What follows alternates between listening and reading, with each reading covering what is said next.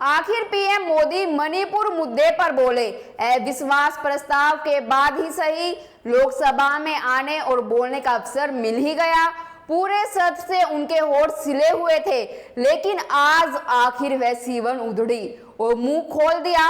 और मुंह खोलते ही लोकसभा में अविश्वास प्रस्ताव पर बोलना शुरू किया, या यूं कहे कि सिर्फ कांग्रेस को कोसना शुरू किया। पूरे 2 घंटे से भी ज्यादा बोले। जिस मुद्दे पर अविश्वास प्रस्ताव लाया गया था, पीएम मोदी उस मणिपुर मुद्दे पर भी बोले, वो भी पूरे 53 शब्द। पीएम मोदी ने कहा कि अदालत के फैसले के बाद राज्य में हिंसा का दौर शुरू हुआ, महिलाओं के साथ अक्षम्य अपराध हुआ। दोषियों को कड़ी से कड़ी सजा दिलवाने के लिए केंद्र और राज्य सरकार मिलकर प्रयास कर रही है।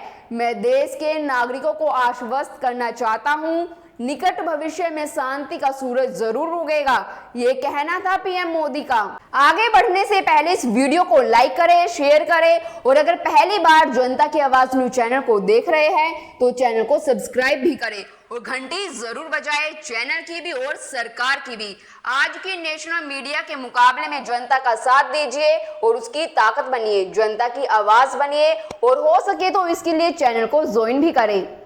अब केंद्र और राज्य सरकार मिलकर कैसा प्रयास कर रही है और क्या है, वो आप लोग पिछले काफी दिनों से देख रहे हैं। कुछ छुपा नहीं है, लेकिन जैसे पीएम मोदी मणिपुर पर ना के बराबर बोले, मैं आज नहीं बोलूंगी, आज आपको बताऊंगी। क्या मोदी जी का भाषण मणिपुर पर कम, कांग्रेस पर ज्यादा था? सिर्फ कांग्रेस के पिछले शासन को कोसा। क्या रणनीति है बीजेपी की? क्या चल रहा है पीएम मोदी के मन में? असल में जब से देश की राजनीति में इंडिया बनाम एनडीए शुरू हुआ है, बीजेपी के रणनीतिकार इसकी काट तलाशने में लगे थे। गठबंधन का नाम इंडिया रखकर विपक्ष ने बीजेपी को बैकफुट पर धकेलने की कोशिश की थी। बीजेपी के लिए अच्छी बात यह है कि अब फिर से चुनावी मुकाबला मोदी और राहुल के बीच होगा। बीजेपी को यह सूट करता है।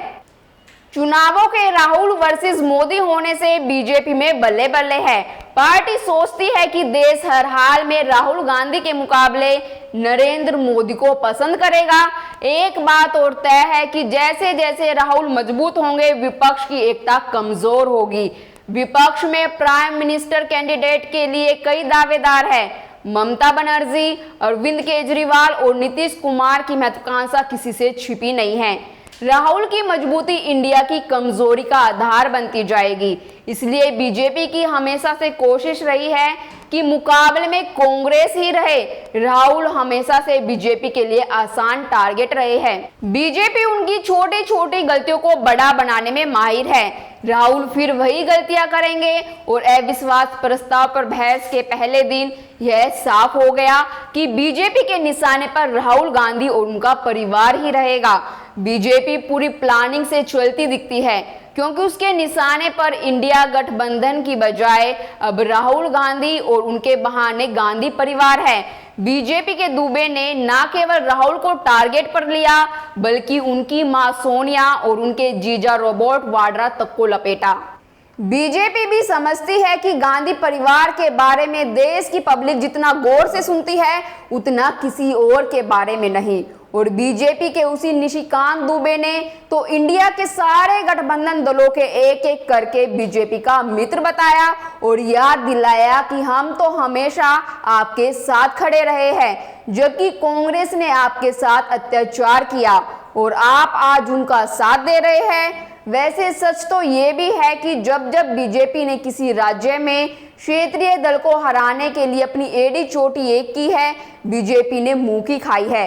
वह चाहे बंगाल हो या दिल्ली, बीजेपी को सबसे अधिक डर लोकल क्षेत्रीय दल से ही है, कांग्रेस से नहीं। फर्ज करिए कि यूपी में समाजवादी पार्टी मजबूत होती है तो बीजेपी परेशान होगी कि नहीं? झारखंड में हेमंत सोरेन मजबूत होंगे तो बीजेपी परेशान होगी ही। अब सबसे बड़ी लड़ाई साल 2024 के लोकसभा चुनाव है। एक तरफ मजबूत नरेंद्र मोदी और भाजपा है, तो दूसरी तरफ बिखरा हुआ विपक्ष। भले ही इंडिया नाम का गठबंधन तैयार हो गया हो, जिसमें 26 राजनीतिक पार्टियां शामिल हैं, लेकिन सबको एक बड़े चेहरे की तलाश है। ऐसे में कांग्रेस और राहुल गांधी का क्या होगा? सुप्रीम कोर्ट के फैसले के बाद जो राहुल की वापसी हुई है, इसका फायदा कांग्रेस को होगा या नहीं होगा तो कितना?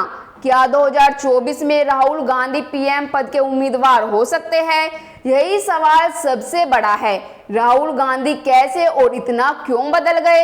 ये जो जनता के बीच जाते हैं, यात्रा करते हैं, इतने तीखे और धारदार सवाल, वो भी प्रधानमंत्री से, तो क्या राहुल गांधी अपनी राजनीतिक रोटियां सेक रहे हैं? क्योंकि इतना उग्र तो पहले नहीं हुए। कहीं प्रधानमंत्री बनने का सपना तो नहीं देख रहे? वैसे सपना देखना और वाजिब सवाल पूछना कोई गलत नहीं है, लेकिन पीएम पद का उम्मीदवार कौन होगा, इसको लेकर कांग्रेस जल्दबाजी में बिल्कुल भी नहीं। क्योंकि लोकसभा में जादुई आंकड़ा 272 का होता है और लोकसभा की 200 सीटें ऐसी हैं जहां बीजेपी और कांग्रेस सीधे मुकाबले में है। क्या कांग्रेस ऐसी स्थिति में है कि इन 200 में से आधी सीटें जीत सके? अगर हाँ, तो राहुल इंडिया की तरफ से प्रधानमंत्री पद के सबसे बड़े उम्मीदवार होंगे। अगर नहीं, तो राहुल की उम्मीदवारी के कोई मायने नहीं है। लेकिन सच्चाई ये है दोस्तों कि कभी कभी हम अपने विरोधियों की वजह से ही आगे बढ़ते हैं। बीजेपी और प्रधानमंत्री नरेंद्र मोदी ने राहुल गांधी का जिस तरीके से हर स्तर पर विरोध किया है और घेरा है, इससे राहुल की इमेज मजबूत हुई है। भारत जोड़ो यात्रा के बाद वह राष्ट्रीय स्तर पर बड़े नेता के तौर पर उभरे हैं। वहीं मणिपुर में बदहाल स्थिति और नू में हिंसा के बाद राहुल के मोहब्बत की दुकान जैसे नैरेटिव को पुश मिला है। मोदी सर ने मामले में दोषी पाए जाने के बावजूद राहुल गांधी ने माफी मांगने से इनकार कर दिया। पहले सूरत कोर्ट, फिर गुजरात हाई कोर्ट और फिर सुप्रीम कोर्ट में दाखिल हलफनामे में भी राहुल ने कहा कि वो माफी नहीं मांगेंगे। माफी नहीं मांगने की रणनीति से राहुल की इमेज को फायदा पहुंचा। सुप्रीम कोर्ट ने राहुल गांधी की सजा पर सिर्फ रोक लगाई है, राहुल गांधी को निर्दोष नहीं माना। लेकिन अब इतनी कड़ी सजा नहीं होगी। राजनीति में अक्सर लोग अल्टरनेटिव की बात करते हैं कि मोदी नहीं तो कौन। नरेंद्र मोदी को भी 2014 में इसी का फायदा मिला था। वो यूपीए सरकार में मनमोहन सिंह और सोनिया गांधी के एकदम विपरीत बातें करते रहे और डटकर खड़े रहे। इसी तरह जो भी मोदी का एकदम विपक्षी होगा, यानी उनके अंदाज से एकदम उल्टा होगा, वोटर उसके प्रति ही आकर्षित होंगे, ना कि मोदी के जैसा होने पर। कांग्रेस पार्टी और बीजेपी दोनों यह जानती है कि इंडिया गठबंधन में या स्वयं कांग्रेस पार्टी में भी ऐसा कोई लीडर नहीं है जो पैन इंडिया मोदी का मुकाबला कर सके। अब भाजपा ने ही राहुल गांधी को देश का हीरो बना दिया है।